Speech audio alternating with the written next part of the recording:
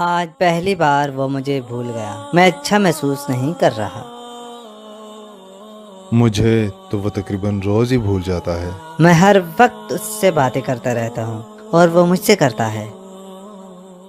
मैं भी उससे हर वक्त बात करने की कोशिश करता हूँ, लेकिन वो मेरी सुनता ही नहीं। लेकिन मेरे अंदर बहुत सी खसूसियात हैं। मैं पैगामात भेजता हूँ और वसूल करता हूँ। मैं तो पैगामात, खुशखबरियों और दिलकश वादों से भरा पड़ा हूँ अगर वो मेरा साथ दे, लेकिन फिर भी उसने मुझे धुतकार दिया।